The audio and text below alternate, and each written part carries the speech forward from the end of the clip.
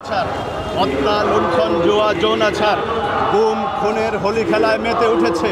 সময়ের ব্যবধানে তাদের অহংকার মাটির সাথে মিশে গিয়েছে।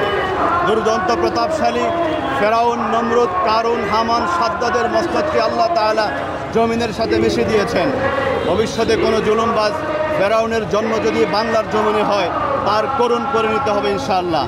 আমরা সত্যের পক্ষে ছিলাম, থাকবো ইনশাআল্লাহ। আমরা দেশ, মাটি এবং মানুষের পক্ষে ছিলাম এবং ভবিষ্যতে থাকবো ইনশাআল্লাহ। আমরা আশা করছি আগামীর বাংলাদেশ ছাত্র জনতার বাংলাদেশ হবে। আগামীর বাংলাদেশ জুলুম নিপীড়ন মুক্ত বাংলাদেশ হবে। সকলকে জুলুম নিপীড়ন চাঁদাবাজ মুক্ত বাংলাদেশের ছায়াতলে, জামাত ইসলামের ছায়াতলে ঐক্যবদ্ধ হওয়ার আহ্বান জানাচ্ছি আজকের সমাবেশ থেকে। আগে তো আপনারা এরকম বড় সমাবেশ করতে পারেন, এই সমাবেশ করে আপনারা আলহামদুলিল্লাহ, বাংলাদেশ জামাত ইসলামী আজকে একটা বিশাল সমাবেশ জাতিকে উপহার দেবে ইনশাআল্লাহ। সারা দেশ থেকে মানুষ আসছে, আসা এখনও শুরু হয়নি ইনশাআল্লাহ।